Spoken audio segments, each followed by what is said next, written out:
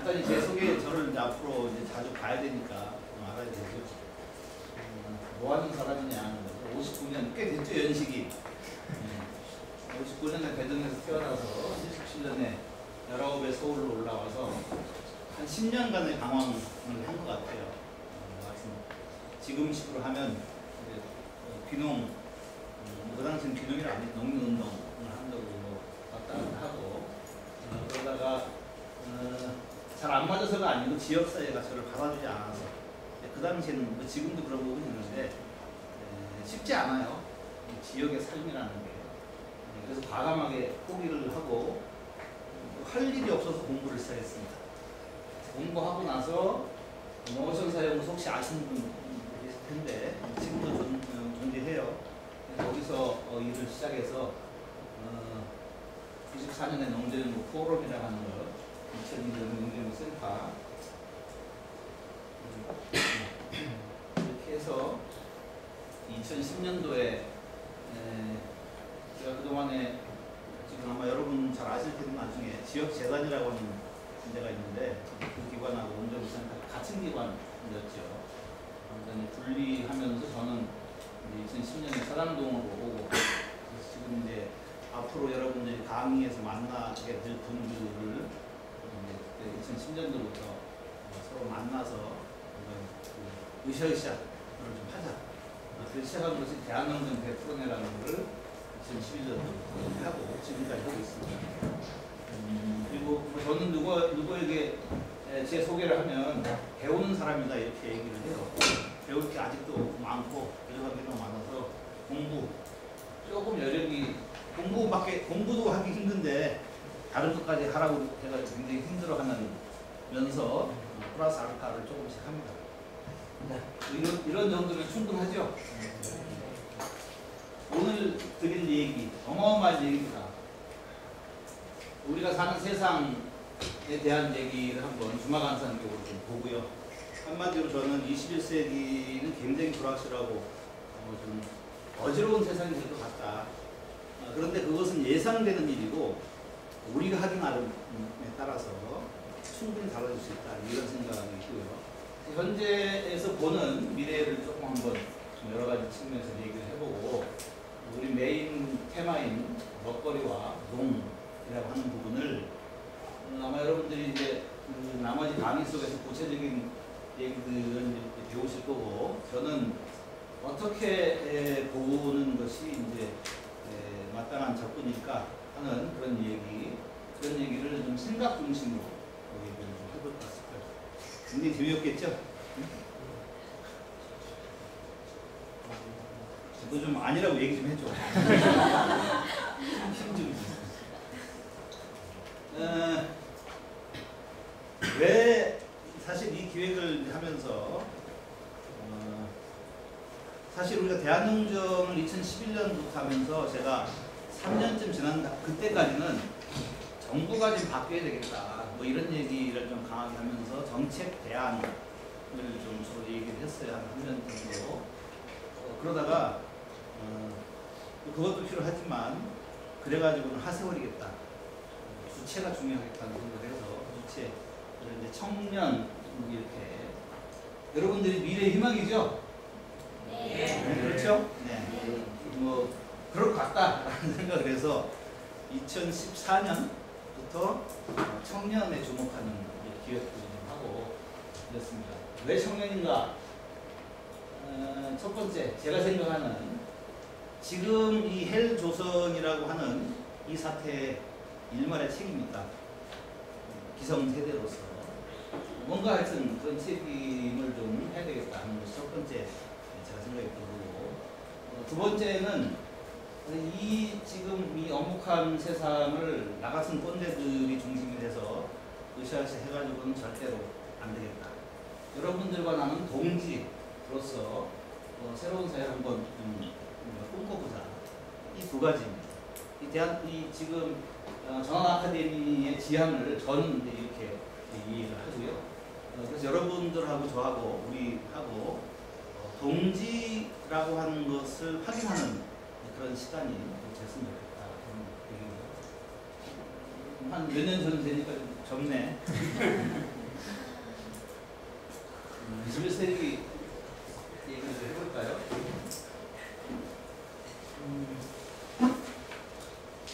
우리 사회, 한국 사회의 문제가 뭐냐? 키워드로 얘기하면 전 두 가지. 불평등과 불안정이다 이렇게 얘기를 하고 싶어요. 불평등은 이미 너무나 많은 확인하는 차원에서 잘 안 보이실 텐데 이거는 아마 자리 없을지도 모르겠네. 요게 1인당 국민소득입니다. GDP라고 하는. 이게 올라가는 것과 더불어서 뭐예요?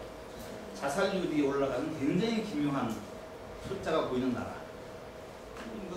GDP가 올라가면 뭔가 잘 산다는데 왜 사람들이 줄까 할까? 이 굉장히 기묘한 숫자.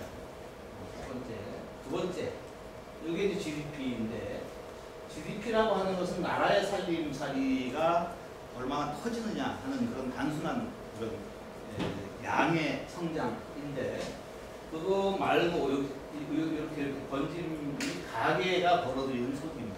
내 살림살이. 이거는 90년대 중반쯤 되니까 이렇게 큰 격차. 그 언놈이 다 먹어가고 있다라는 것이 분명히 변하는 이런 거다. 이 격차 있어요. 우리가 90년대 중반에 주목할 필요가 있는데 왜 이때 이렇게 변이 벌어졌을까? 개방 이런 거하고 굉장히 관계가 있다는 거. 이걸 또 구체적으로 보면 이게 이제 노동소득 분배율이라고 하는데 벌어들인 부가가치를 자본가와 노동자가 나눠 먹잖아요. 그러면 노동자가 받아가는 거는 이 숫자도 사실 굉장히 많은 저기가 있는데 어쨌든 80%에서 68%까지 계속 떨어진다. 그런데 이게 이제 상위 10%의 소득과 하위 10% 나도 안 보이네. 45%쯤 될 겁니다만 상위 10%의 몫이 점점 커져가는 거예요. 이게 이제 소위 불평등이다 이렇게 얘기를 분명하게 할 수 있죠. 이런 사회에 대해서 나 같은 사람이 하는 일은 이런 짓거리를 하고 있는 거죠. 그렇죠? 배웠다고 하는 나 같은 사람은 이렇게 해서 야 봐라 이렇게 얘기하는데 그래서 내가 여러분들은 천재들이다 철학자들이다 젊은이들은 이렇게 얘기를 하더라고. 그렇죠? 똑같은 얘기에 대한 나의 표현과 여러분들의 표현이 굉장히 다른 거예요. 그래서 이해를 잘 못했지 처음에. 이것들이 미쳤나? 뭐 헬조선이니 지역불 한반도니 출생부터 해서 이렇게 요는 대한민국은 더 이상 사회가 아니다라고 하는 메시지라고 많이 얘기한다. 이 여러분들이 보는 세상에 대한 시각 여기 뭐 연구 많이 했습니다. 무슨 뭐 많이 있잖아요. 이생망 뭐예요? 이번 생은 망했다. 3포 연애 결혼 출산 M4 등등 인간관계의 희망까지 포기한다. 3페이지 보면 제일 위에 있잖아요. 나는 진짜 아주 여러분들이 천재 젊은 사람 천재라고 생각을 하는데 탁월한 신주어들 망한 민국, 헬조선, 지옥 불반도, 탈조선, 벌레, 금수저, 흑수저, 노력, 야, 대단해. 노답사회, 각자 도생. 이것이 지금 우리 사회에 대한 아주 탁월한 진단이라서 저는 이렇게 생각을 합니다. 이렇게 여러분들 젊은 친구들이 이렇게 대한민국을 진단을 하면서 사실은 뭐 저도 마찬가지지만 저는 거의 대학 때 공부라는 걸 해본 적이 없는데 공부할 시간이 없어서 가서 던지고 뭐 가서 잡혀가고 하는 게 일상이기 때문에 여러분들은 지금 그렇진 않지만 그렇게 하진 않지만 굉장히 다양한 형태로 저항들을 해나가고 있다 이렇게 생각을 해요.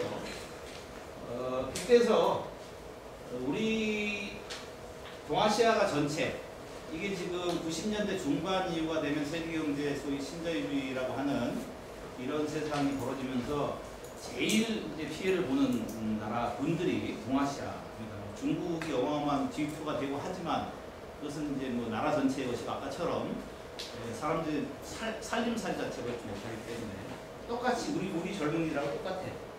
그래서 대만 아이들은 이렇게 해바라기 혁명을 통해서 정권을 교체했죠. 홍콩 애들은 우산혁명 이런 것들이 이제 아시아적인 분노가 이루어지고 있는 거고요. 우리는 분노하지 않는다. 지금 어디 써놨을 텐데 4페이지 이후에 제가 뭐라고 썼냐면 참으로 존경스러운 젊은이들 배울 바가 너무 많아서 눈물이 날 몇 가지 예만 들면 2010년도 다 보셨나요? 보시지 못한 분들은 꼭 보시고 2010년도 김혜슬 양이 대학교 선언문을 하고 그리고 또 후배 몇 년 뒤에 안녕들 하십니까? 대자보 파문을 일으키고 경향신문에 손아람이라는 작가가 만국 선언문이라는 걸 쓰고 이창훈이라는 대학생이 또 당신들은 아무것도 모릅니다. 정의당의 조선주 출마 이런 부분들을 보면 우리는 짱돌하고 화염병만 던지지 않을 뿐이지 굉장히 다양한 아사의 선도적인 새로운 형태의 어떤 변화를 발망하는 부분이 있다라고 저는 이해를 합니다. 구체적으로 그런 아까 앞서 우리 이수진 선생이나 여기 이런 분들이 다 마찬가지지만 사회적 해법을 찾아가서 굉장히 다양한 청년들이 존재를 하죠. 뭐 이런 여러분 잘 아시는 뭐 이런 것들이 있고 농업 쪽도 있습니다. 이게 이제 제가 6페이지에 보면 이수진 선생님도 거기 나와요. 2015년에 저희가 아까 말씀드린 것처럼 농에서 미래를 찾기 위해서 그 젊은이들에게 주목한 2014-15년 청년분과를 이제 운영을 했는데 거기에 오늘 아까 우리 나이 선생님이 박진 어반비즈도 그렇고 다 이제 했죠. 마찬가지로 이런 분들이 굉장히 많다 하는 겁니다.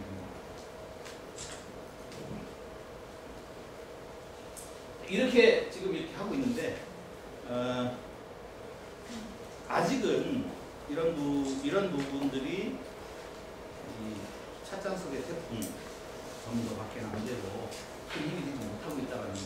그래서 이제 이런 부분을 어떻게 크게 확산시켜서 뭔가 변화를 이끌 거냐 하는 부분이 이제 우리에게 주어진 과제다. 그렇다고 한다면 세상을 조금 더 냉정하고 냉철하게 이제 봐야 된다는 거죠.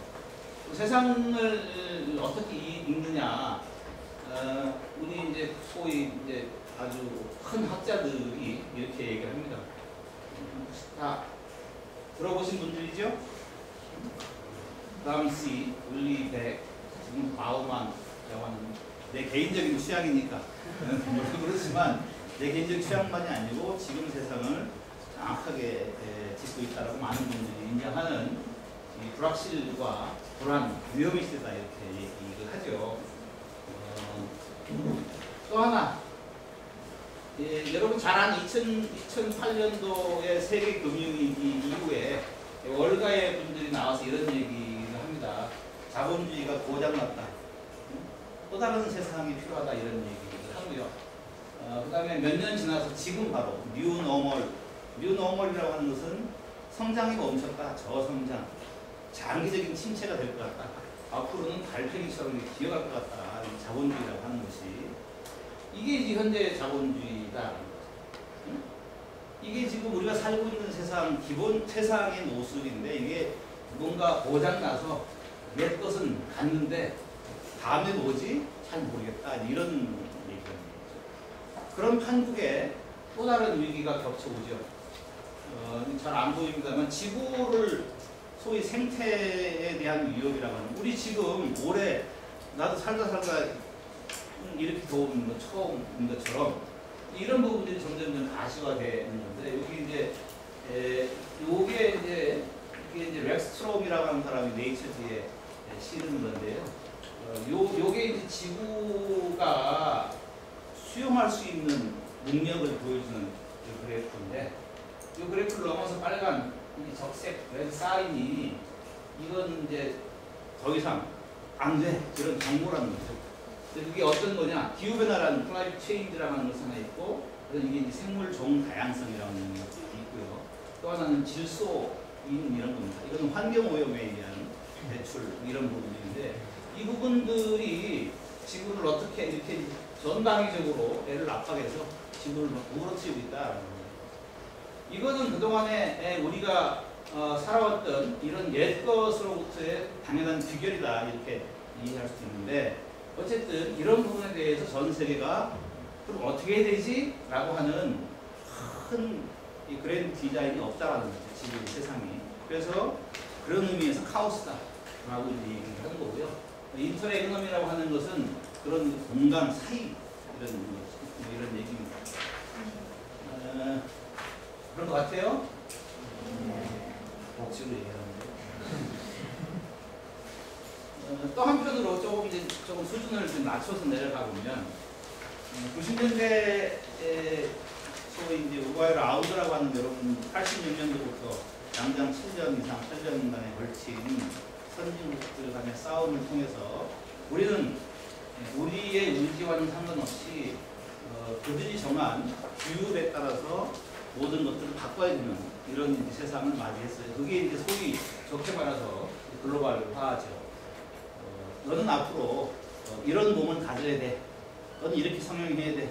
라고 하는 것이 국제적인 룰로 정해져서 따라야 된다는 거죠. 그럼 내 조건은 무리하지 않고, 다만 돈이 없어? 오케이, 그러면 한 10년 동안은 내가 유예기간 줄 테니까 그동안 벌어. 우리 지금 쌀, 아까 우리 누가 이슬 선생님이 그러셨나? 쌀 바인 뭐 이런 부분들에 대한 것도 마찬가지고 그런 겁니다. 그게 이제 글로벌화라고 하는 것인데, 이 글로벌화라고 하는 것이 가능하면서 등장한 것이 뭐냐? 그게 이제 푸드 엠파이어다. 식품 제국. 과거처럼 아까 우리 식품 기업에 계신 분들 계신데, 식품 기업들이 장난이 아니죠. 물론 국내 식품 기업을 얘기하는 것이 아니고 전 세계가 단일한 어마어마한 어떤 그 에그로 컴플렉스라고 하는 이런 것으로부터 이렇게 쭉쭉 되는 뭐 이런 부분인데, 어쨌든 뒤에 다시 나올 텐데, 이 글로벌화에 따라서 먹거리가 전 세계의 소수의 손에 장악되는 상황이 전개되더라 하는 얘기입니다. 그래서 그 먹거리 부분에 글로벌 프로젝트라고 하는 것들이 이 식품 부분 합병, 집중 뭐 이런 것들이 어마어마하게 진행이 되고, 대다수 농가들은 다 몰락을 하고 뒤에 얘기를 하겠지만 스스로 생존을 위한 뭐 이런 등등의 것들이다. 노랜드롭소드, 우리 땅은 더 이상 뺏어가지 마, 뭐 이런 얘기들, 우리에게 GMO 주지 마, 뭐 이런 얘기들이 나오기 시작하는 거죠. 두 번째, 이제 먹거리 측면에 그런 부분이 있지만, 앞으로 굉장히 중요한 이제 우리가 주목해야 될 것은 지금 당장에 우리가 사드 국면에 직면하고 있는 건데요. 세상이 어려워지면 세상이 전쟁통에 돈을 많이 벌죠. 우리 재벌들이 전쟁통에 돈을 많이 벌어요. 일제 식민지하에 돈을 많이 벌어서 재벌이 되듯이. 근데 지금 세상을 누가 지배하고 있느냐? 오그마 에이지라고 하는 이 친구가 길거리 데모를 하는 대학교, 명색이 대학교인데 강의실에 없고 전부 인터뷰도 전부 길거리에서 한다는 뭐 이런 사람인데, 우리나라에도 번역이 아마 됐어요. 세상을 바꾸려면, 사회를 바꾸려면 이런 인데, 이 사람이 아주 정확하게 저는 본 것 같아요. 고령자 지배체제가 사다리 기득권이라는, 이거는 뭐 늙은 사람이 이렇게 한다는 얘기 아니고, 먼저 강화준이는 사다리 걷어차기라는 얘기를 하죠. 먼저 기득권 위에 올라간 사람이 자기 올라가서 편한 데서 사다리를 걷어 차버리는 거죠. 다른 사람들은 올라오지 못하게. 이게 이제 제론토크라시라고 하는 건데, 이게 이제 소위 군사력이나 이런 등등과 결합되면서 극보수화되는 양상이고, 저는 그것을 아베 일본, 미국의 트럼프의 등장이다, 그리고 영국의 브렉시트라고 하는 것도 그런 것으로 볼 수 있다라는. 아까 몇 가지 말씀드린 건 이미 진행되고 있는 것들이기도 하고, 이런 부분들은 앞으로 어떻게 진행될지 잘 모르지만 열심히 관찰해야 될 계획이다. 그래서 사람들이 어떻게 하지라는 부분에 대한 모든 사람들이 공감을 하면서 새로운 사회에 대한 바람은 가지고 있죠. 그런데 아까 말한 것처럼 누구도 그거에 대한 답을 주지 못해요. 나라의 어른이 되라고 뽑아줬더니 내시들하고 놀아라고 있고 이런 등등의 도대체 이 사회의 어른이 누구지? 라고 하는 부분에 대한 갈급, 갈증 이런 것이 저는 이제 최근에 카를 폴란님 많이 들어보셨죠? 위대한 거대한 전환 이런 부분인데 이분은 이제 그분의 따님이 이제 지금 한국에 2번 정도 오셨죠. 오래 사시는 비결을 물어보려고 했는데 인터뷰 기회가 없어서 여러 가지 이제 그 얘기가 있는데 제가 주목하는 것은 이중운동이라고 하는 다소 어려운 얘기인데요. 거기 내가 뭐라고 써놨을 겁니다, 여러분. 8페이지에 써놨는데 8페이지에 거기 써놨는데 그 써놓은 것도 내가 읽어보니 써놓은 것도 어려울 것 같아. 그 밑에 울리 100이라는 사람이 똑같은 얘기를 썼는데요. 어떻게 딱 이렇게 줄쳐놓은 거 보면 더 나빠질 수 없을 때 죽기 아니면 살기라는 생각에 미칠 때 인간은 거대한 전환을 해낼 수 있다. 이게 지금 울리 100이 얼마 전 이제 이 기후변화 관련해서 한국에 와서 한 인터뷰 내용입니다. 거대한 전환의 이중운동인 그거예요. 사회가 도저히 아까 우리가 여러분들 젊은 친구들이 헬조선이라고 얘기를 하고 물론 이제 탈조선 하는 사람도 있지만 탈조선 할 수 있는 여건이 안 되는 대다수 사람들은 여기서 그냥 죽치고 장구치고 살아야 되잖아. 응? 그럼 어떻게 살 거야? 그냥 밟히고 충처럼 살 거야? 아니잖아요. 응? 그럼 뭔가를 한다란 뭔가를 그게 뭐가 됐든 뭔가를 한다. 그게 바로 이중운동의 사회의 자기보호운동. 시장이 우리를 지금 억누르고 있구나. 그럼 어떻게 하지? 이게 이제 스스로 갈 때까지 가면 지렁이도 밟으면 홈트. 이게 역사라는 거죠. 길게 보면. 제가 오늘 나중에 말씀드리는데 길게 보는 게 굉장히 중요하다라고 하는 거고요. 그런 얘기들이 지금 이제 많이 되고 있고 어떻게 이런 것들을 이제 해낼 거냐는 과제가 있다. 뭐 이미 이런 얘기들은요. 2000년대 들어온 이후 계속된 얘기지만 2008년도 세계 금융위기에는 전 세계가 다 동의하는 뭐 이런 얘기고요. 그게 이제 월스트리트에 우리는 99%가 1%를 위해 더 이상 못 살겠다. 이 화이트 칼라들이 나서는 얘기고 이 할아버지 누구예요? 보셨나? 작년인가 돌아가셨는데 스테판 예셀이라고 프랑스의 마지막 레지스탕스로 나와있고 우리나라에는 작은 소책자 분노하라라고 하는 그런 책이 있어요. 짧으니까 비싸지도 않고 없으면 나한테 얘기하면 내가 보여줄 테니까 이런 이제 세상에 대한 변화 요구가 다양하게 등장을 하고 있다라는 거고요. 이미 이제 그런 것들이 전 세계적으로 그래서 저만의 싹을 저는 이제 좀 어렵습니다만 다시 로컬로 왜 다시냐? 과거에 폴란이가 얘기하는 인류 역사상 인류가 오래온 살아온 이 사이에 시장이라고 하는 게 등장해서 시장이 지배한 세상은 불과 몇백 년도 안 되는 거죠. 그 오랜 이 사회는 로컬 중심으로 우리끼리 서로 이렇게 오손도손 살아왔던 건데 이게 갑자기 시장이 등장해서 전 세계 글로벌 하면서 완전히 뒤 흔들어 놓은 불과 짧은 80년대부터 치면 불과 한 30년, 40년도 안 되는 이런 거죠. 되돌리는 운동이 굉장히 많이 일어나고 있는 거예요. 여러분 잘 아시는 이런 부분들이 전부 그 일환이다라고 일단 이해를 할 수 있고요. 이제 뭐 다른 나라들 독일 이렇게 이런 데인데 우리나라도 이미 여러분 잘 아는 완주, 홍성, 서울에서 타작을 하고 뭐 이런 부분들이 전부 이 일환으로 다 포괄할 수 있는 활동들이다라고 얘기를 할 수 있고요. 어떻게 이 싹들을 키워서 뒤집을 건가 하는 것이 이제 과제다. 그래서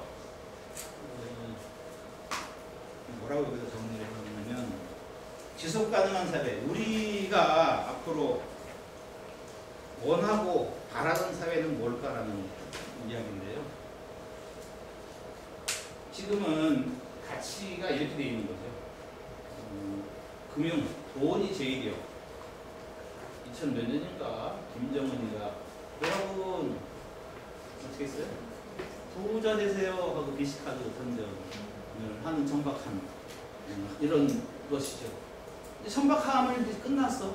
아주 당연한 듯이 돈이면 장땡이지 라고 하는 거죠.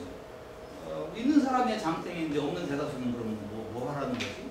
그러니까 벌레가 되는 거고 금수저수가 이게 지금 저도 없는 촌놈으로 불알두쪽만 가지고 서울 올라왔는데 올라온 유일한 무기 개창에서 용나는 거 아니에요. 응? 공부 조금 열심히 했다고 뭔가 되는. 물론 성공했다는 얘기는 아니고 성공과는 거리 멀지만 우리는 그래도 개창에서 용난다 이런 시대. 지금은 개창에서 뭐 나요? 알 수 없지. 개창에서 용날 수 없는 시대잖아요. 그것이 이미 다 온 사람이 인정하는. 그래서 그런 세상을 바꾼다는 얘기죠. 오히려 지금 그야말로 지구 생태로부터 그 속에 살아가는 사람들 간의 관계, 사회, 그 안에 경제, 이게 칼 폴란의 거다 전환이라고 하는 것은 바로 이런 것이 지금의 모습이더라. 시장이라고 하는 것이 지배하고 있는 자본주의라고 하는 것이 곰곰이 보니 역사상 보면 아주 이상한 시스템이더라. 긴 역사를 보면 이게 원래 이런 것들을 갑자기 이렇게 만들어 놓고 이게 정갈인 것처럼 얘기하는데 이거를 원위치시키자 하는 얘기입니다. 한번 뒤집힌 거를 원위치시키는 게 쉽지 않죠. 왜? 베론토크라스입니다. 기득권에 들어있는 사람들이 강고하게 자기들 성적을 쌓고 성체를 쌓는 현실이기 때문에 쉽지 않은 싸움이면 분명하죠. 그래서 체계적인 이해와 관심과 노력이 기울여야 되는 부분인데 이걸 이제 이렇게 얘기하죠. 생태계라고 하는 우리 지구 생태계라고 하는 큰 테두리 안에서 다양한 경제가 서로 공존할 수 있는 것으로 만들어야 된다. 지금 시장 경제라고 하는 것은 오로지 경쟁이잖아요. 내가 여러분들처럼 여기서 굉장히 듣기 좋은 얘기잖아. 옆 사람과 이렇게. 이거는 학교에서 그렇게 했다가 여러분 다 꼴찌죠. 옆에 있는 사람은 밟고 일어나야 내가 1등을 하는 것이고 1등만 기억하는 XX 세상 이런 거잖아요. 이게 이제 시장 경제의 논리인데 이 원리를 다양화해야 된다라고 하는 거죠. 그래서 공공경제라는 거냐면 국가라고 하는 것이 시장이라고 하는 것이 가지고 있는 이런 속성 때문에 시장은 돈이 제일이지. 장사하는 사람은 돈이 제일이지. 그러나 그 사람이 공정하게 장사를 하도록 국가라고 하는 것이 어떤 그 규칙을 만들고 이런 경쟁할 수 있는 공정한 룰을 만드는 게 국가인데 이게 같이 해먹네. 오롯 이게 한심하게 김영남 같은 게 나오는 이런 거잖아요. 근데 공공경제가 제대로 해라. 지 역할을 해라. 원래 공공경제라고 하는 것은 시장 경제로부터 불가피하게 발생하는 어떤 불공평함을 국가가 재분배라고 하는 세금을 통해서 재분배라는 걸 통해서 물고 다시 이것이 국가의 공공 영역인데 이것이 지금 국가와 시장이 결탁하는 삼성과 이런 결탁하는 이런 방식이 세상이다. 이거를 되돌리라. 또 하나 이거 둘만 가지고 역사를 보니 이 폴란의 역시 얘기인데 역사를 보니 세상을 움직이는 것은 이 두 가지만 있었던 것이 아니고 오히려 더 큰 인간은 이기적인 존재가 아니고 옆 사람이 아픈 걸 보면 울주하는 굉장히 정이 있는 호혜 상호성이라고 하는 선물과 증여를 하는 이런 사람들이다 하는 거죠. 응? 이러한 것이 지금 이런 것들이 다 우리가 호혜와 상호성 증여의 원리에 의한 일이죠. 그렇죠? 여러분 노수강요 그 누가 손해를 봐? 우리 박영범 대표가 허리를 졸라야 되는 거지. 응? 그럼 저 사람은 이것들을 나중에 내가 잘 좀 어떻게 꼬셔서 나중에 잘 좀 해먹을까? 이런 생각을 할까? 하나요? 혹시 모르지. 아마 아닐걸. 이게 증여와 선물이에요. 이게 이런 원리가 이게 사회경제라고 하는 소셜 에코노미라고 하는 그런 경제 영역. 대표적으로 뭐예요? 협동조합이라고 하는 거예요. 협동조합. 응? 아까 저 선생님 말씀하신 사회적 기업 등등 이런 것들이 있어야 건강하다라는 것이. 여러분 강의도 여기서 이렇게 해서 호혜적 관계로 이렇게 되지 않으면 할 수 없던 뭐 이런 이걸 어떻게 만들 거냐 하는 그런 것들이 지속하는 패러다임이다. 다른 게 아니다. 이게 지속 가능한 사회인데 농업이라고 하는 것으로 가면 사실은 굉장히 우리 뒤에 이제 얘기하겠지만 이해가 쉽지 않아요. 다 좋아. 그런데 왜 지속 가능한 사회인데 농업이지? 이렇게 질문을 할 수 있잖아요. 실제로 농업이 지속 가능한 사회, 지속 가능하지 않은 사회의 주범이다. 기후 변화, 온난화, 이산화탄소 배출 등등의 왜? 이 농업이라고 하는 건 기본적으로 산업적 속성상 물을 어마어마하게 쓸 수밖에 없는 거라 이거죠. 그래서 전 지구적으로 이거는 전 지구적으로 농업이 물의 70%를 쓰고 있습니다. 좀 다른 얘기지만 엊그제 뭔 책을 보다 보니 지금 이 기후 변화의 원인 우리가 뭐로 알고 있어요? 이거 온난화 가스, 이렇게 온실가스 이렇게 얘기하는데 나는 그 양반 얘기가 훨씬 더 설득력 있을 것 같은데 물 문제다 이렇게. 그 물이 제대로 소통하지 못하도록 하는 사회가 돼버렸다. 그래서 도로도 다 이렇게 아스팔트라 돼서 비가 오면 빗물이 그냥 새버리잖아요. 빗물을 어떻게 하는 거잖아요. 일본 교토 애들이 왜 빗물을 가지고 물론 이제 담수 사람이 먹고 하는 음용수 관리하는 것은 좀 그렇겠지만 대다수의 것들은 우리가 음용수가 아닌 용도가 어마어마한데 그 물들은 진짜 물 쓰듯이 써버리는 거예요. 커트로 전혀 관리되지 않게. 이 도심에 나무 한 그루가 있는 그 사람이 어디 저기 이 동유럽에 있는 좀 이제 짜장한 대학의 선생이라 잘 사람들한테 어필을 못하는 것 같은데 내가 볼 때는 굉장히 아주 중요한 얘기인데 그래서 그런 부분 여하튼 이 물이라고 하는 것이 이미 전 세계적으로 물은 이미 부족하고요. 우리나라도 물 부족 국가죠. 대표적인 물 부족 국가입니다. 그런데 여러분들은 매일 아침 요즘 같으면 아침 저녁으로 샤워를 하고 그렇게 하잖아요. 아무 생각 없이 그렇게 배웠습니다. 땀도 이렇게 쓰고 있고 어쨌든 이렇습니다. 그래서 농업이라고 하는 것을 농업을 어떻게 위치를 지어놓느냐에 따라서 사회의 지속 가능성이 굉장히 중요하게 된다라는 이런 얘기입니다. 그래서 농업이 그만큼 중요하다. 특히 나중에 이제 우리 농업 얘기 잠깐 말씀드리면 우리는 이런 부분에서는 거의 빵점에 가까운 지금 농업 시스템입니다. 또 미리 얘기하면 그것은 모두 우리의 입 탓이죠. 우리의 입, 미각. 계속 해야 되나요? 쉬었다 해야 되나요? 아니, 여러분들이 원하는 거. 자, 어떻게 할까요? 지겹다는 얘기인데? 어떻게? 아니, 조금 하고, 그 나중에 좀 많이 쉬고, 그 다음 하는 게 낫지 않을까요? 네. 힘들면 내가 더 힘들어. 새벽 3시 반에 일어나가지고. 왜? 이거 만드느라고. PT 만드느라고. 3시 반부터 4시간 동안. 자, 이 얘기가 지금까지 드린 말씀이 진짜 주마강산이죠. 이 어마어마한 세상 얘기를 지금 이렇게 얘기하니 이게 말이 되겠어요? 들어보니 그럴듯해요? 네. 아니면 못할 텐데. 우리가 이제 그런 부분 하나하나에 대해서 진짜 진지하게 이제 해명을 해야죠. 과연 어떤 세상에 우리가 살고 있는가? 우리가 지금 살고 있는 세상은 어떤가 하는 늘 이제 얘기하지 않고 성숙한 사람은 그런 거잖아요. 우리가 이제 아이들을 키워서 아이들을 이제 여러분 아이들 키우는 분 이모님밖에 없나?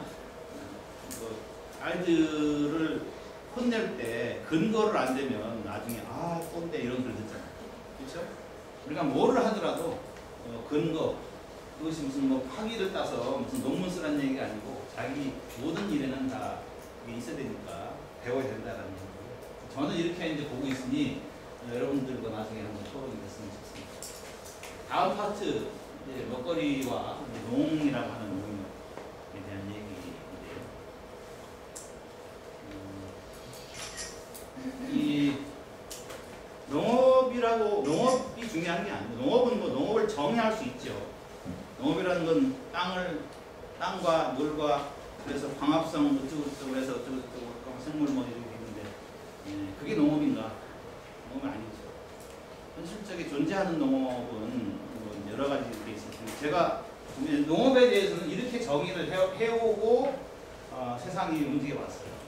이거는 대체로 역사적으로 보면 1920년대, 30년대 이후 지금 이제 농업에 대한 큰 관점이 세 가지 정도로 흘러왔다가 1920년대, 30년대라고 하는 것은 뭐냐면 역사적으로 보면 미국을 중심으로 하는 지금 2008년도를 아주 대단한 그레이트 리프레션이라고 얘기를 하는 것처럼 대공황이라고 하는 것이 왔던 시기잖아요. 그 이후부터 농업의 모습이 바뀝니다. 어떻게 바뀌느냐 하면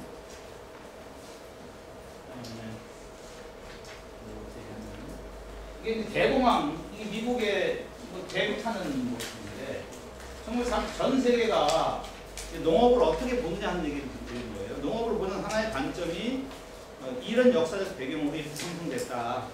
1940년대 미국이라고 하는 나라는 농업공황이라고 하는 것으로 굉장히 위기, 농장들이 다 망하는 이런 때였었고요.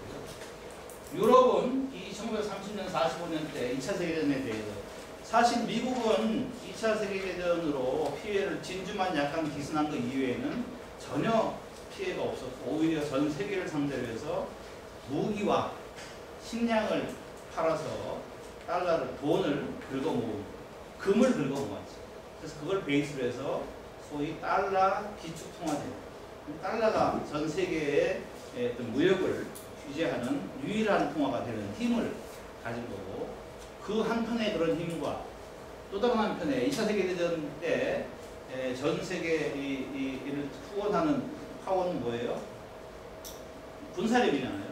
이 군사력이라고 하나의 이런 막강한 파워를 가지고 각 영역별로 유럽과는 유럽 동맹, 한국과는 한미 동맹, 일본과는 뭐 미일 동맹 이런 식으로 동맹을 받아서 소위 핵 우산 관리 두 축이죠.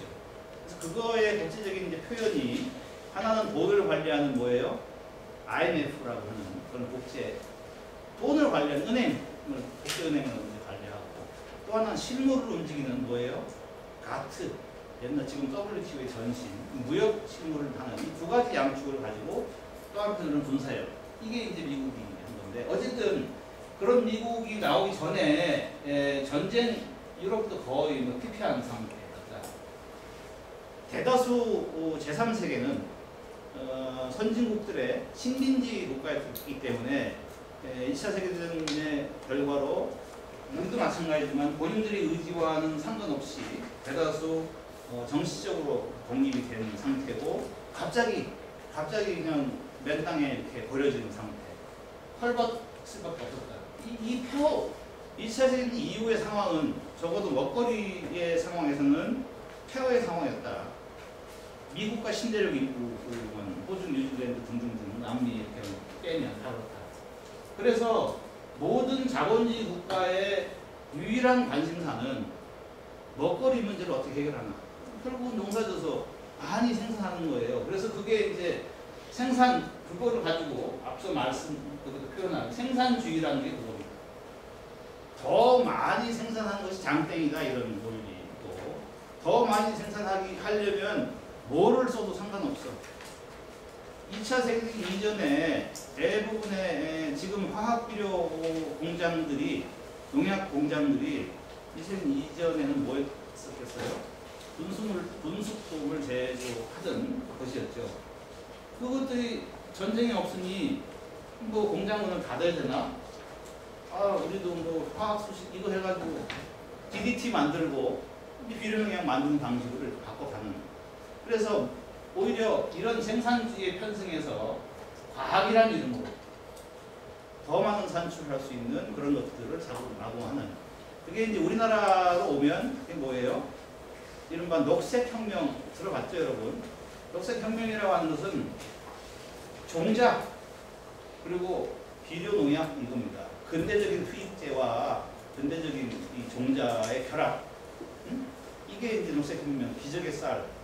여러분 뭐 아마 들어보신 통일벼라고 하는 기적의 쌀은 세 개의 이런 이 종을 필리핀 이쪽 남방 계열과 일본 북해독과하고 우리 원래 있던 거를 섞어가지고 만들었는데 얘가 원래 요만큼만 달리는 애인데 갑자기 이만큼이 달려요.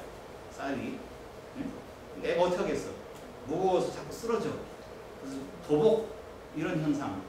그래서 쓰러지지 않도록 거름을 많이 줘야 되고 토양에 비료를 엄청, 그래서 옛날에는 비료값이 비싸서 뭐라고 불렀어요? 금비라고 불렀어요. 금 같은 비료라고 해서 이런 걸 이제 갖다 이제 집어넣어놓고 하는 이런 세상이 이제 한동안 1930년대부터 보통 70년대 우리는 지금까지 그런 생각들이 지배적인 세상을 살고 있는데 어쨌든 서유럽은 1980년대까지 이런 생각이 지배합니다.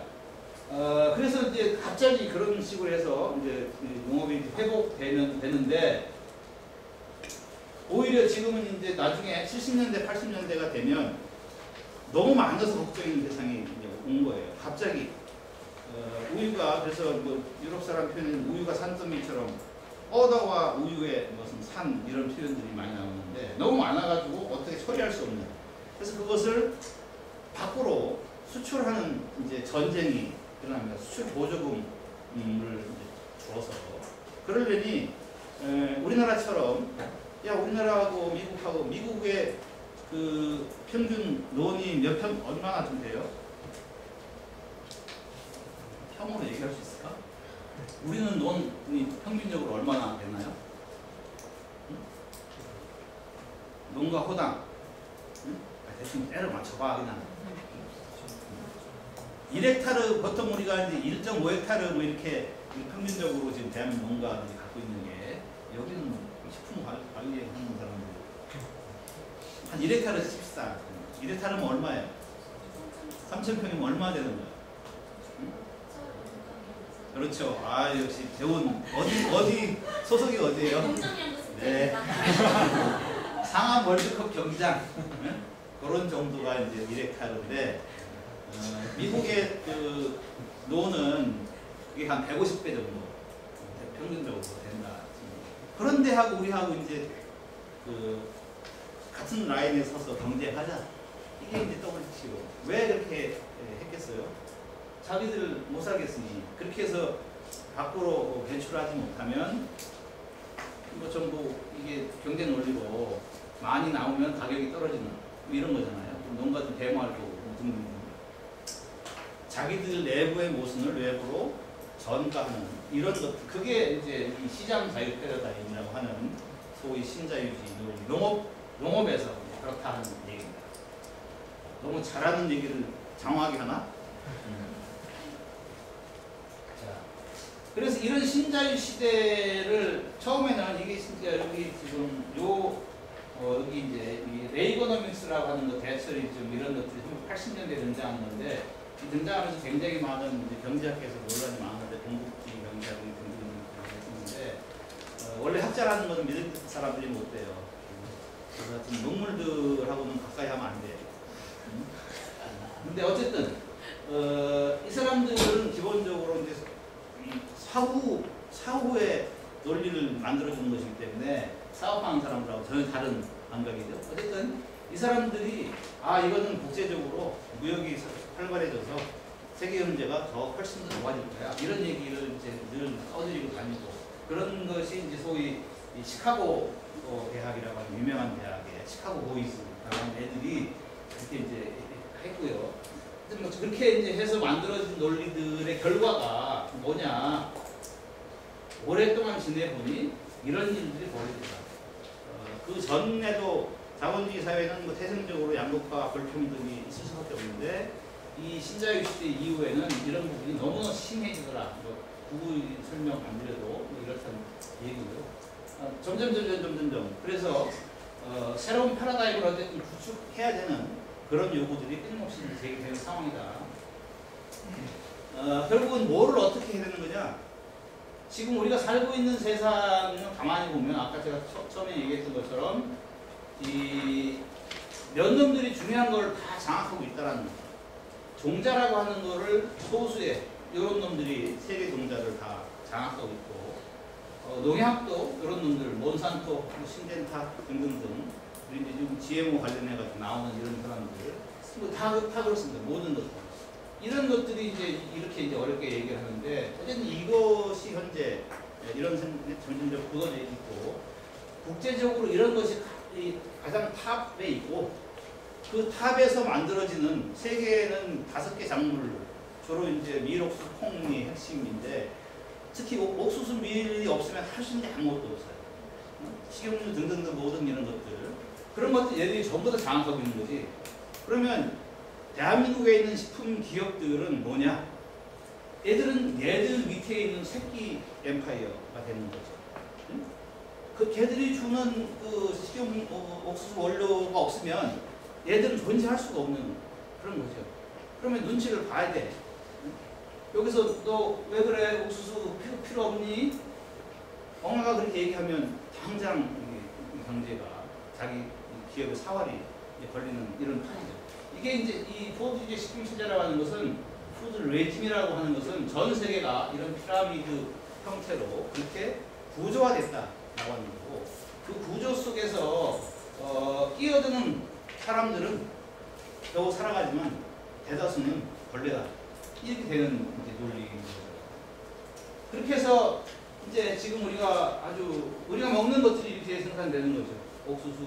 그렇게 해서 고기도 전부 공장에서 되고 요즘 급식 밀 이렇게 나오고 아주 그냥 화려한 가공식품 이렇게 되는 거죠. 우리 먹는 그런 과도한 일반 MC처럼 그러다 보니 이런 것들이 생산자, 소비자 사이의 거리가 점점점 멀어지게 되고 소비자는 도대체 이게 어디서 만들어진 거지? 생산자는 어떤 놈이 먹을 건지 난 몰라. 그냥 농약이 비료고 막 치는 이런 거고. 우리나라의 아이러니한 것이 이 콩이라고 하는 것이 대한민국 만주 이쪽이 원산지인데 미국 일리노이 대학의 콩 연구소 가면 한 10,000종의 전 세계 콩이 있어요. 그 중에 30%가 한반도 만주 거가 있는 거죠. 우리는 몇 개 더 있을까? 기능청 열심히 하니까 있겠지. 근데 하여튼 그런 지금 도대체 우리 게 없는 거죠. 아까 누가 토종에 관심 있다라고 하셨는데 토종이 있어야 토종에 관심을 갖지. 복원해야 될 상황 되는 그런 거고요. 그리고 과거에는 농사꾼들이 장보러 가서 농산물을 사 먹는다. 현실이 그렇죠? 농민들 함양은 어디 진주 가서 사 먹는구나. 우리나라 각 농사에는 우리 지금 성주는 1,000회밖에 안 심잖아요. 고창은 수박만 심고, 응? 너는 파만 심고, 나머지는 어떻게 사다 먹어야지. 이게 우리 지금 이 농업의 시스템. 공간이 분리가 돼 있고 이렇게 돼 있는 거죠. 국적 불분 이런 상태에서 어떻게 로컬 푸드 아직 멀은 상태. 이렇게 되다 보니 이런 시스템이 되다 보니 어떤 일이 이거는 이제 우리나라만이 아니고 전 세계의 선진국들이 그런데 수입 내가 농사 져가지고 벌어들이는 돈하고 농사를 짓기 위해서 내가 드는 비용을 빼야 남는 게 생기잖아요. 이 수입과 비용 빼야 되는데 지금은 수입과 비용이 거의 안 되는 그런 거를 압착 스퀴즈 쥐어 짠다고 하는 거죠. 기존에 있는 시장에서 내가 생산을 하고 아까 자재 에그리비즈니스를 통해서 자재를 구입을 해서 그걸 가지고 농사를 져서 마켓에다 내놓고 하면 남는 것은 없다. 우리 농민들이 늘 어렵다 하는 이유가 그렇게 될 수밖에 없는 거다. 이 구조에서는 이 마켓 압착을 견딜 수 없다. 시계가 없네. 3시 10분입니다. 몇 시까지지? 얼마라고? 아니, 난 지금 시간이 많이 바빠서 좀 굉장히 빨리 하는데 아직 모르겠네. 이런 상황. 이 대체 역사적으로 보면 뒤에 우리나라는 이제 다시 설명드리겠습니다만 전 세계적으로 이런 현상이 80년대쯤 중반 이후부터 등장을 하고요. 2000년대가 되면 이제 소위 이제 규제받지 완전히 이제 시장이 자유화가 되면서 농산물이라고 하는 것은 수급 맞추기 굉장히 어렵잖아요. 이번처럼 이렇게 되면 올해는 걱정이 되는데 쌀이 대풍인 것 같아서 굉장히 우려되는데 가뜩이나 남는데 쌀이 올해 이렇게 되면 대풍이 오지. 대풍. 그러면 그래서 좀 뭐한 얘기지만 매미 이런 것처럼 큰 태풍이 한번 와가지고 박살을 한번 내야 되는 거 아니냐. 우리 술 먹으면서 농담 삼아 그렇게 하는데 이런 거 찍으면 안 됩니다. 그렇습니다. 그래서 이게 점점 그런 것들 때문에 정부가 수국 농사라고 하는 것은 하늘이 짓는 것이 상당히 많기 때문에 이 불안할 수밖에 없는데 가뜩이나 시장에 대해서 이제 규제를 하지 않으면 이 널뛰기는 점점 심하고요. 이게 이제 전 세계적으로 이게 널뛰기가 심하고 2008년도 이때 여러분 아마 뉴스에서 봤을 텐데 IT 공화국 같은데 진흙 쿠키 이런 거 뉴스에서 보고 있잖아요. 그런 정도로 한국 어떤 지역에서는 먹을 것이 없는 어떤 데 남지만 이런 것들이 굉장히 심화되는 상황이 반복된다라는 거고 우리나라 사정을 좀 얘기해 볼게요. 우리나라는 세계적으로 참 유례를 찾기 힘든 겁니다. 그래서 전 세계 사람들이 한국 경제, 한국 농업을 굉장히 많이 연구했고 그렇게 연구하는 사람들의 이부 동성은 대단한 나라다. 대단한 나라라는 거고 지금도 여전히 지금 그런 것들이 우리는 내부에서 우리 농업이 어렵고 이거 도대체 이런 나라에서 어떻게 살아 헬 하는데 외국 사람들은 굉장히 찬양하는 미러클 같은 나라. 그렇죠? 실제로 미러클이에요. 우리가 적어도 경제적인 측면에 이룩한 성과는 미러클이었다. 그걸 부인할 수는 없어요. 숫자. 그러나 세상 이치라는 것은 항상 그렇더라. 뭐가 하나 이렇게 되다 보면 잃는 것들 또한 미러클이더라. 이런 것들이죠. 그래서 그런 이치를 알고 균형을 하는 것이 소위 옛날 어르신들 중용의 도 이러이러한 부분의 것들이 이제 이 소위 사회 리더들이 가져야 될 덕목인데 그런 것이 없죠. 그래서 오로지 하나의 가치로만 이렇게 왔다. 처음에야 그럴 수밖에 없었지. 아무것도 없는 해방이 되고 없는 그리고 북에서부터 갑자기 많은 이 인구가 월남을 하고 이러면서 부족하고 우리 어릴 때는 아이들하고 제 기억도 초등학교 3, 4학년 때까지는 옥수수빵 배급 받으면 그거 어떻게 한 반에 절반도 안 나오니까 근데 알고 보니 누가 먹은 거지. 하나씩 다 나왔는데 누군가 이제 삥 해가지고 그거 가지고 아이들끼리 경쟁을 시켜서 뭐 잘하면 너 줄게. 이게 우리 선생이었다. 어쨌든 그러면서 이렇게 이만큼 컸으면 난 잘 컸다 이렇게 생각합니다. 농사님 그렇게 이제 했는데 그 초기에는 왜 우리가 쌀 문제에 이렇게 안고 있느냐 하는 부분이 사실 역사적인 이런 측면이 있는 거예요.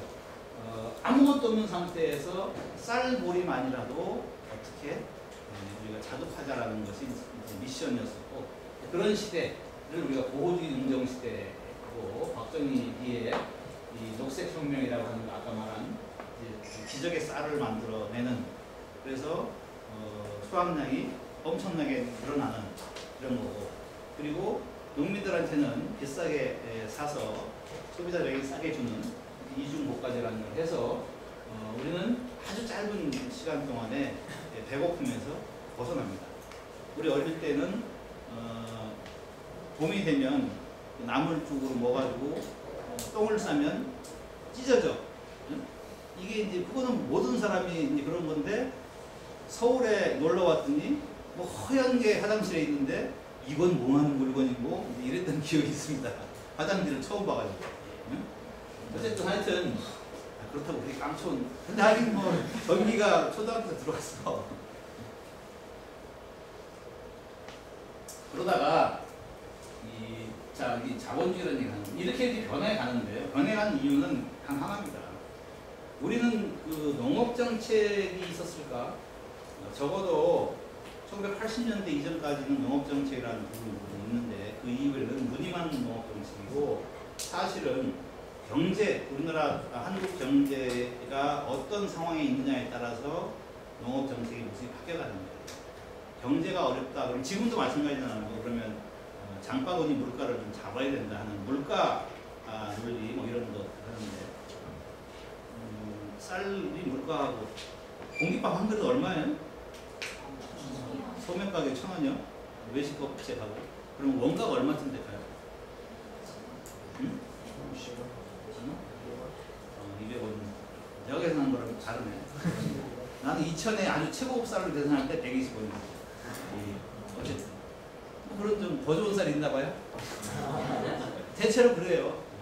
농산물이라고 하는 것은 지금은 과거에는 80년대까지는 물가에 굉장히 많은 영향을 줬었는데 갈수록 물가에 영향은 좀 없지만 그 논리는 계속 이렇게 하는 거죠. 장바구니 물가. 사실은 뭐 이런 얘기는 뭐하지만 소비자들이 계산기 두드려가지고 아줌마들이 마트에 가면 비싸서 못 살겠어요 이런 얘기 하는 것이 진짜 못 살겠는 건지 계산기 두드려가지고 근거를 가지고 하는 건지 잘 모르겠지만 하여튼 계산을 가지고 하면 그렇게 어렵지는 아니다라는 얘기인데 어쨌든 자본주의 한국 경제의 어려움에 따라서 농업이 바뀌어왔다 이런 말씀을 드리려고 한 거고요. 80년대까지는 그나마 뭔가 지키려고 했지만 80년대 중반 이후가 되면 농업은 알아서 하든지 말든지 하는 방식으로 갔다. 이게 이제 본질이다 이렇게 얘기를 하고요. 그 얘기입니다. 어려운 얘기 말고. 자, 그거를 조금 이제 쉽게 설명을 해보면 한국이 얼마나 대단한 나라냐면 이게 이제 경제가 성장하는 건데요.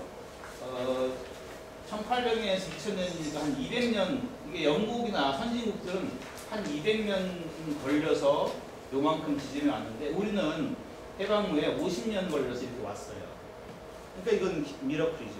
한국의 GDP의 성장은 이렇게 이제 왔다 이런 얘기죠. 이런 경제 성장을 하는 것의 뒷받침이 뭐냐면 급속한 자원 이동인데 이게 이제 농업계 지금 1970년대인데요.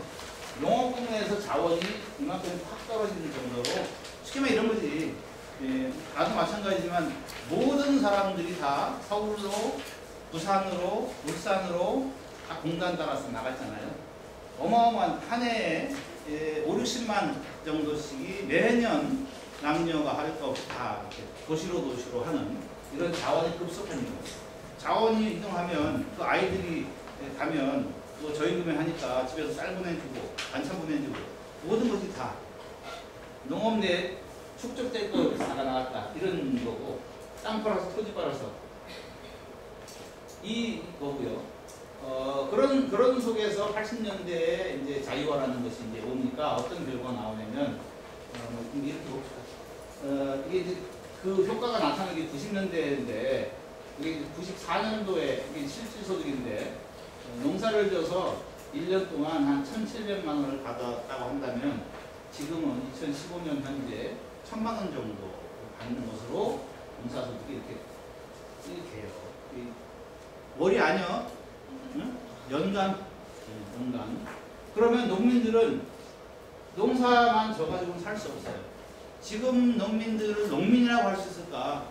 평균적으로 농가라고 하는 사람들의 소득 구조를 보면 농업소득은 한 30%밖에 안 되고 나머지 70%는 다른 농업 이외의 소득이에요. 그러면 그 농업 이외의 소득은 여러 가지가 있어요. 도시에 아들이 갖다 보내주는 돈도 있을 거고 뭐 본인이 날품 파는 것도 있고 굉장히 다양한 옆에 무슨 뭐 식당 하는 것도 있고 공장 나가는 것도 굉장히 다양한 이런 식으로 해도 2015년 과거 90년대 중반보다 못한 이런 상황이 계속 반복되고 있다. 그래서 연간 한 4천만 원 정도 평균적으로 이렇게 돼 있는데 이건 그야말로 평균이고 억대 농부 한 2만 명 이렇게 따지고 500만 원 미만 연간 판매 500만 원 미만가가 얼마 될까? 농산물을 팔아서 1년에 매출액이 500만 원이 안 되는 건가? 약 절반이라고 보면 돼요. 그거는 매출액인 거예요. 매출액이라고 하면 비용을 또 떼야 되겠죠? 그럼 어떻게 되겠어? 마이너스죠. 이런 거죠. 그래서 그 결과로 농촌의 빈곤 비중은 점점 올라가서 작년 기준으로 한 25% 정도까지 10분이면 3명 정도가 빈곤자로 생겨있어요. 그러나 뭐 복잡한 얘기는까지 할 건 없지만 이 사회복지가 우리나라 전체적으로 좋지 않은데 농촌은 더 좋지 않다. 그런 농촌으로 그래서 누가 가려고 하느냐 하는 당연한 비결이 나오죠. 이게 그런 거죠. 그러면 왜 이런 일이 벌어졌을까를 보면 아까처럼 이게 근대화된 방식으로 화학비료 이런 것들이 없으면 농사를 지을 수가 없어요. 응? 지금 있는 것이 그건 전부 외부에서 다 농자재를 사야 된다는 얘기거든.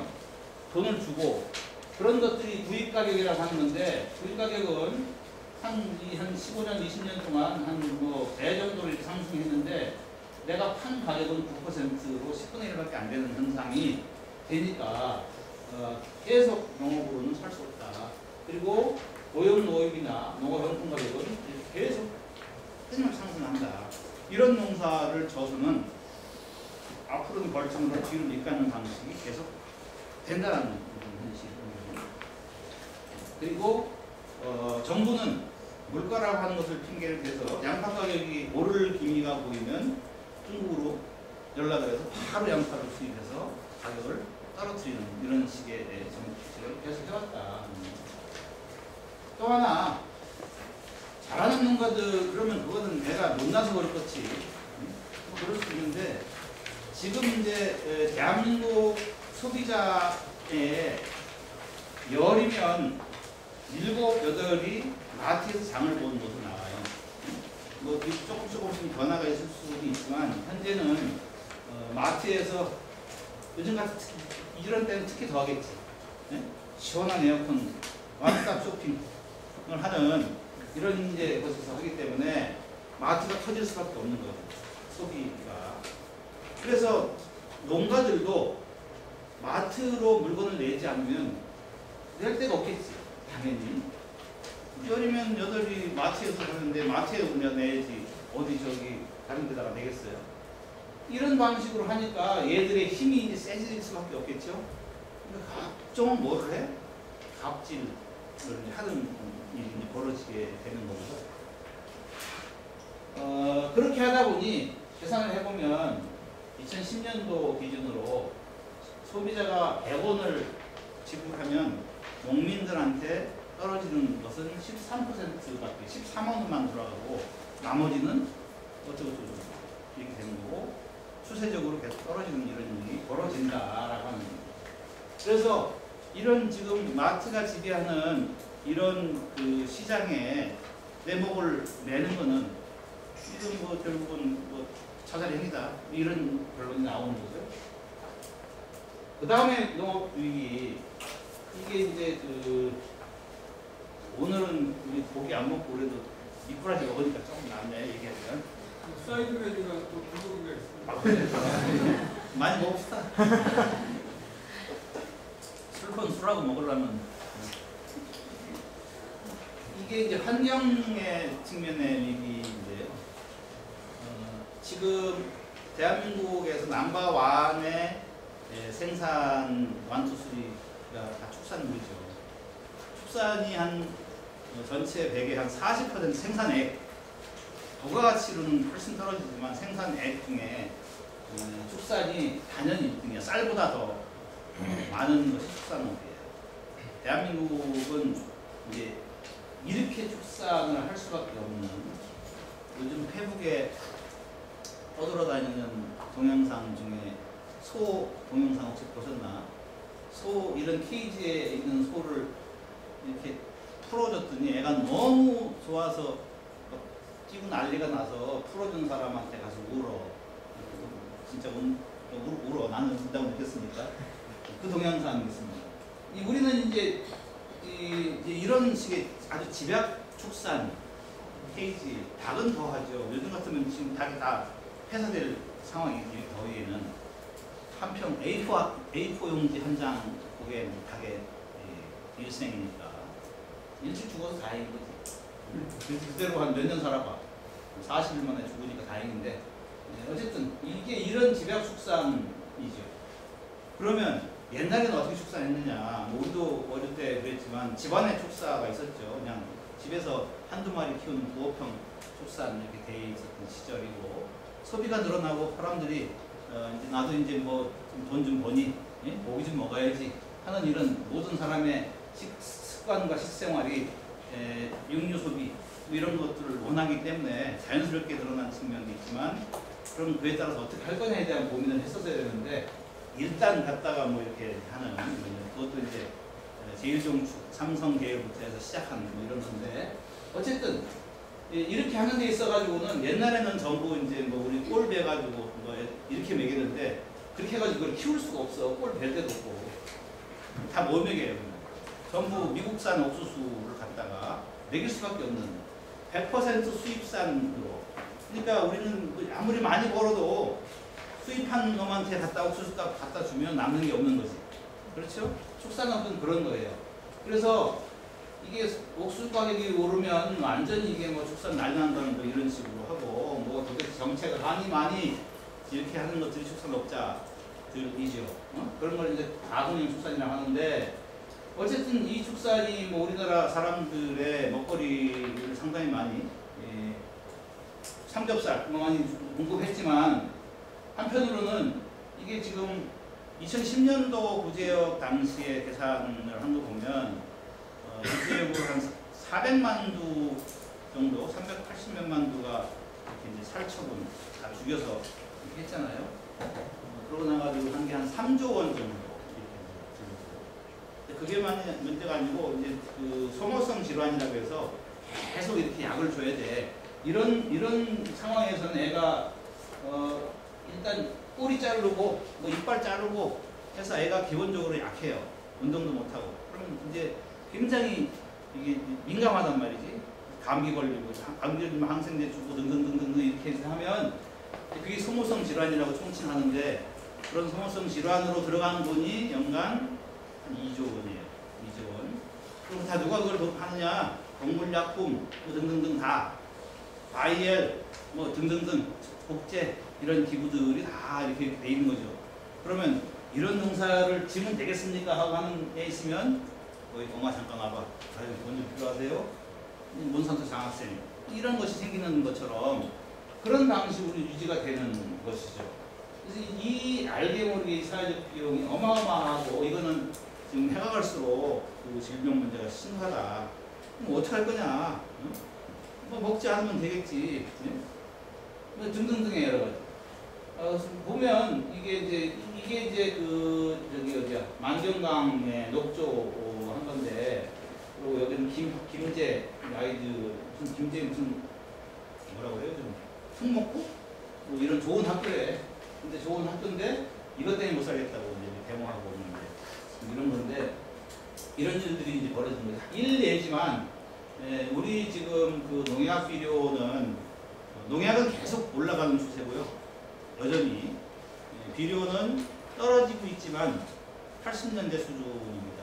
80년대라고 하는 무슨 녹대 경영이기 때문에 사실은 어마어마하다 이렇게 얘기를 할 수 있고요.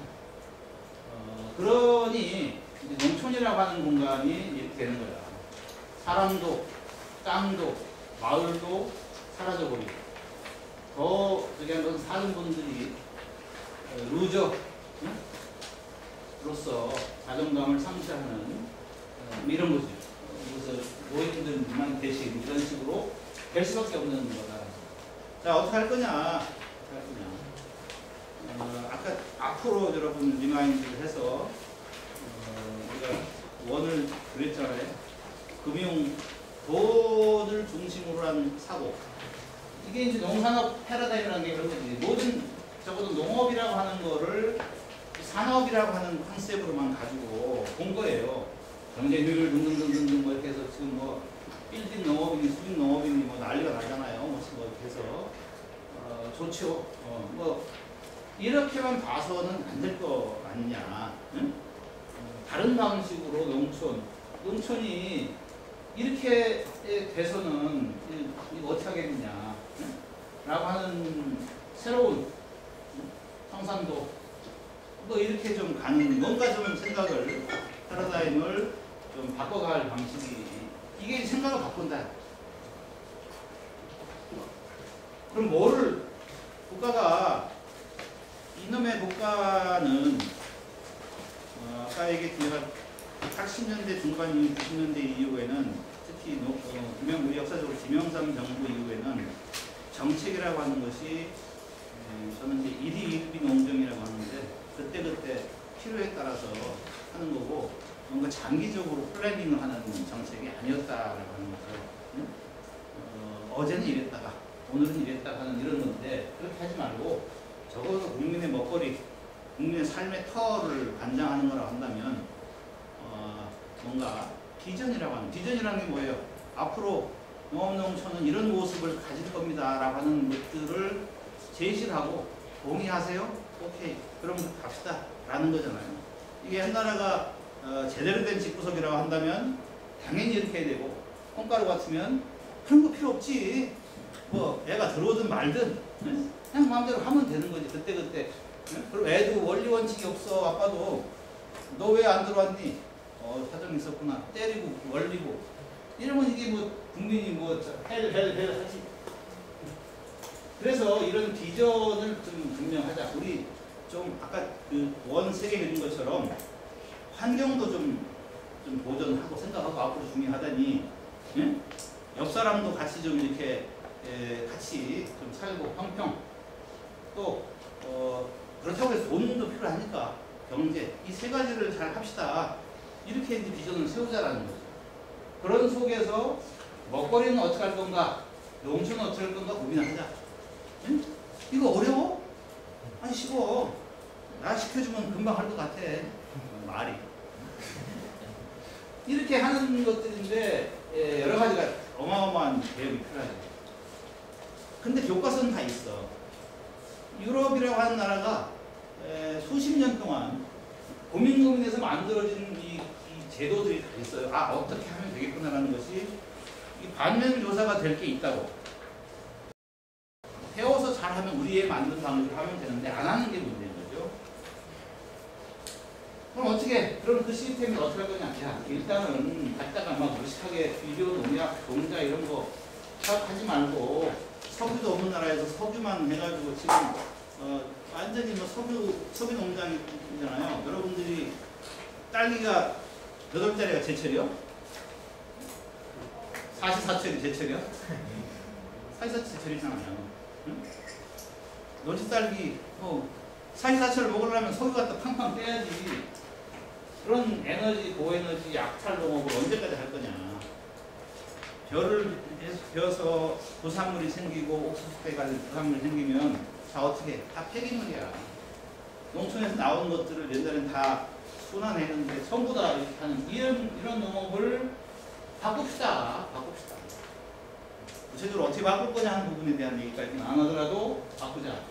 그래서 양을 줄이고 독성을 없애버리는 방식으로 농업을 해야 소비자들도 믿고 뭐 할 거 아니냐. 이게 기본인 겁니다. 기본. 응? 이게 농업은 생산이기 때문에 생산을 이렇게 해야 되는 부분이고, 그 다음에 그런 걸 베이스로 해서 뭐 좀 농촌도 어쩌고 하고 해서 사람들이 으쌰으쌰 하도록 만들어 가야 된다라는 그런 거를 자기는 농업이라고 얘기를 한 거죠. 자세히 한번 보시고. 그렇게 하려면 규모화하고 참외만 뒤에다 심거나 수박만 심는 그런 단장 농사가 아닌 방식으로 바꾸고 외부 자원 의존도를 줄이고 지역에서 쓸 수 있는 방식, 이런 것들이 지금 이 지역에서 굉장히 고민하는 분들이 다 하면서 만들어진 거죠. 다 점적으로 존재하고 있어요. 현재는 없는 게 아니고. 근데 이걸 어떻게 면과 선으로 확대시킬 거냐 하는 고민들을 해야 된다. 지금 우리나라 뭐 완주, 뭐 여러분 완주 가서 로컬푸드 매장 볼 텐데 그런 방식이 이런 거예요. 아까 얘기한 것처럼 마트라고 하는 이런 좁은 통로를 가다 보니 못 살겠다. 식품 제국이 꽉 지고 있어서 그러면 우회하는 전법을 쓰자. 새로운 완주는 로컬푸드 직매장이라고 하는 것을 만들어서 우회하는 하나의 시장을 만든 거죠. 이마트에 납품하지 않고 도매시장 납품하지 않아도 내 물건이 팔릴 수 있는 공간을 만든 거지. 그런 것이 이제 네스틱 마켓, 우리 이 자본주의 시장이라는 안에 둥지를 틀었다 해서 네스틱 마켓이라고 얘기를 하는데, 그래서 그런 우회 시장을 만들어라. 근데 우회 시장을 만든다고 다 되는 것이 아니고 뭔가 특별한 이런 관계를 해라. 이게 이제 네덜란드의 텍셀 양인데 이거를 하려면 그러니까 이 텍셀 섬이라고 하는 생태계에서 적합한 품종이 개발돼서 거기서 맞는 이 방식으로 애가 사육이 돼서 그것만 전문으로 도축을 하는 인증을 받은 인증받은 사람이 도축한 걸 가지고 그걸 가지고 있는 이 정육점에 얘가 잘라야 되는 거고, 그래서 그것만 취급하는 레스토랑이 하고 이런 방식, 이 하나의 세트로 해야 된다. 이거는 아주 극단적인 예지만 이런 방식으로 소비자와 생산자의 관계가 재편성되지 않으면 이런 것들이 불가능하다라는 거. 어떻게 새롭게 이렇게 이제 할 거냐 하는 부분이고. 그렇게 되려면 결국은 이 사람들이 바뀌어야 되는 거죠. 오늘날 세상에서는 대가가 뭐 자본주의 사회이기 때문에 대가가 없이는 불가능한 거죠. 내가 우리 여러분들 지역에 어디 뭐 여러분 휴가 되고 그러면 뭐 펜션 찾고 그런 거겠지. 여러분 펜션 찾는 기준은 뭐 축사협회 펜션 안 찾잖아. 그렇죠? 그럼 축사협회 펜션을 안 찾으려면 축사가 무분별하게 들어가지 않도록 해야 되는 거를 요구해야 되는 거고요. 근데 그런 방식에 대해서는 일정한 규제가 필요한 거잖아요. 규제가 필요한 거잖아. 그런 규제에 대한 대가가 있는 거예요. 아름다운 서구 유럽 우리 놀러 가면 야 얘들은 역시 선진국이야. 선진국이 아니고 거기는 사회주의 공산주의 국가들이에요. 자기 집 문에 페인트 칠도 못하게 철저히 규제를 하는 거예요. 당장 덩쿨이 무너졌다 해도 어이 주사님 이거 덩쿨 어떻게 해야 돼? 알았어. 조사를 거쳐서 이걸 어떻게 하고 있어. 철저한 규제예요. 다만 규제에 따른 어떤 그 불이익이 왔을 때는 누군가 거기에 대한 대가를 지불해요. 그걸 이제 뭐 유식한 말로 크로스 컴플라이언스라고 하는데 의무를 하게 되면 거기에 대해서 지불을 해줘. 그게 직접 지불이라고 하는 거예요. 응? 직접 지불은 농가가 못 살아서 도와줘야지 하는 그런 것이 아니고 농업을 일정하게 유지를 하고 농촌을 아름답게 해가고 이런 그런 게 공익성이잖아요. 공익성과 공공성을 확보하기 위해서 이 사람은 자기 땅인데도 아무거나 심을 수가 없잖아. 여기다가 뭐 축사를 하면 안 되고요. 여기다 해바라기만 심으세요. 전주에서부터 서울까지 올라오는 이 거대한 만경 뜰에 그게 지금 쌀이 남으면 어떻게 해야 돼? 안 심어야지. 그러면은 그 사람은 다 굶어주고 대신 여기에다가 지금 많이 늘어났어.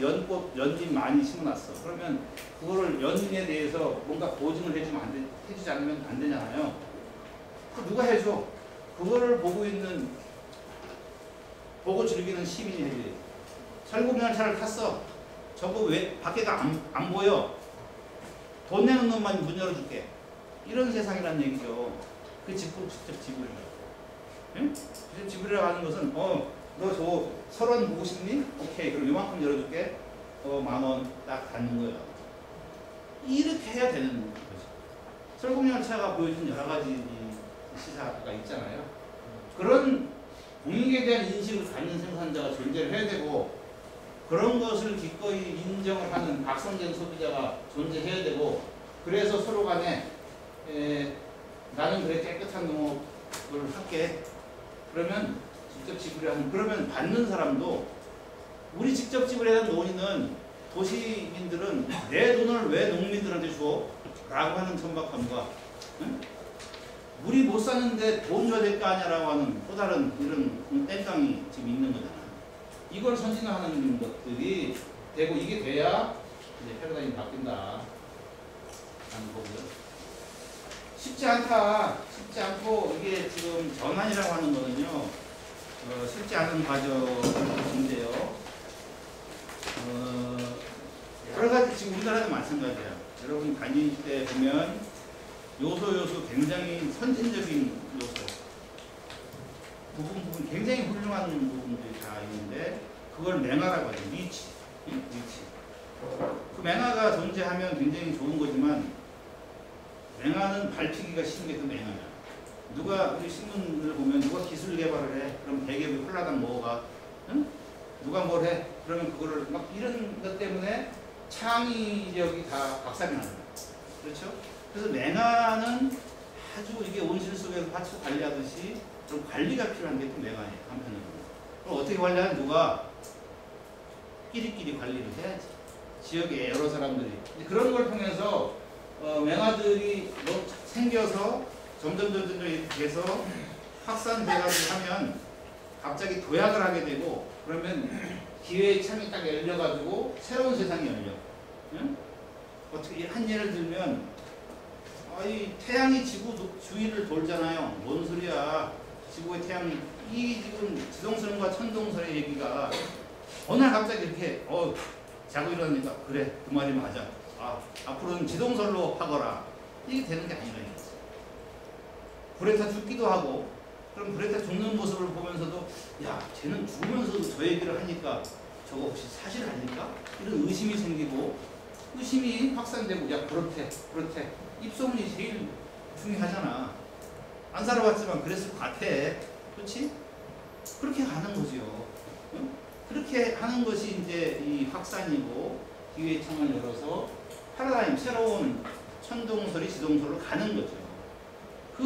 이걸 어떻게 할 거냐 하는 것은 요즘 이제 네덜란드 사람 중심으로 해서 이제 전원 관리 전략이라고 하는데 이런 좀 구체적인 얘기지만 그런 것들이 굉장히 중요하다라는 거고 하나 그중에 중요한 거는 농촌은 이미 우리 농촌은 너무 피폐할 대로 피폐해서 농촌 스스로 자생력 바뀌는 힘들다. 스스로. 완주나 이런 데도 희망제작소, 박원순 시장 팀들이 과거에 결합이 되지 않았으면 불가능했다라고 나는 생각을 해요. 응? 이게 지금 이제 그 촉발하는 방아쇠를 당기는 역할이 굉장히 중요하다.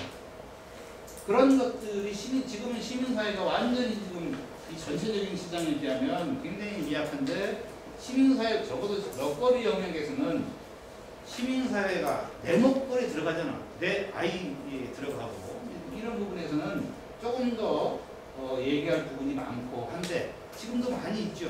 그런데 역시 행동하는 방식은 각자 잘났어야 그래 너 잘났어야 이런 부분에 대한 좀 냉정한 서로 간에 할 수 있는 부분들을 서로 공유하고 네트워킹 할 수 있는 부분이 있어야 된다. 우리가 전환 아카데미에서 많은 이런 다양한 사람을 모으는 거 우리가 대한농정을 하는 이유는 바로 그런 게 있습니다. 이게 그렇지 않으면 우리 좋은 같이 다 죽는 거야. 같이 다 힘들어. 뭔가 재밌고 즐거워야 오래 하는 건데 혼자 부딪혀 싸우려면 너무 벽이 많다. 다 왔습니다.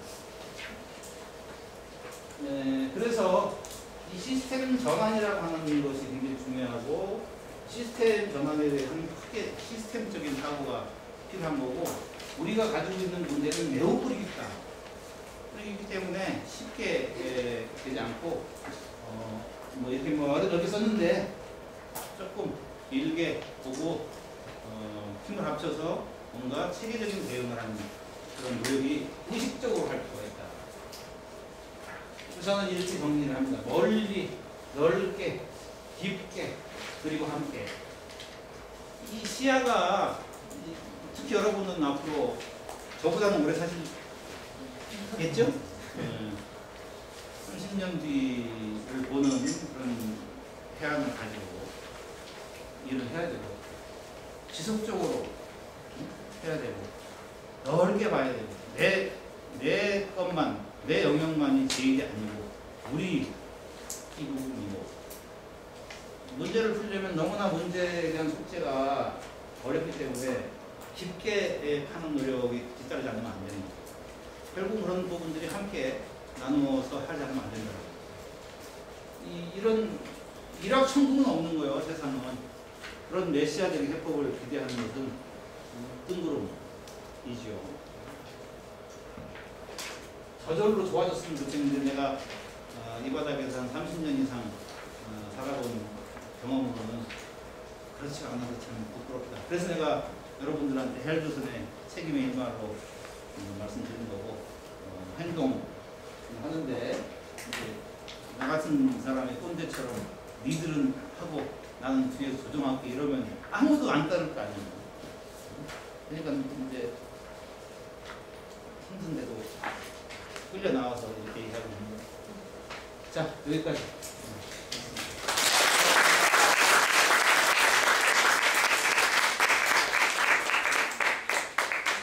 지금 3시 43분인데 한 3분 정도 만약에 질문할 게 있으면 3분 정도 받을게요. 그리고 질의가 끝나면 그다음에 잠깐 쉬었다가 두 번째 강의 하겠습니다. 전반적으로 우리 홍수철 소장님께서 굉장히 거대 담론을 얘기를 짧은 시간에 말씀하셨기 때문에 단어 하나하나만 갖고도 사실은 1시간, 2시간씩 얘기해야 될 내용이라 어떤 면에서는 특히 이제 저학년인 경우에는 조금 그 개인 공부가 더 필요할 수도 있을 것 같아요. 그래서 굉장히 좀 폭넓은 이야기를 하셨습니다. 그래서 혹시 그런 중에 이해가 안 되는 부분이나 있으면 혹시 의견 얘기해 주시고, 만약에 없으면 쉬고 싶어요. 만약에 없으면 있어. 잠깐 쉬었다가 이따가 이제 뒤풀이 하면서 따로 또 말씀 나누기로 하고. 네. 오늘 열정적인 강의해 주신 우리 홍수철 선생님께 다시 한번 뜨거운 박수. 쉬었다가 정답 J씨에 이강하겠습니다.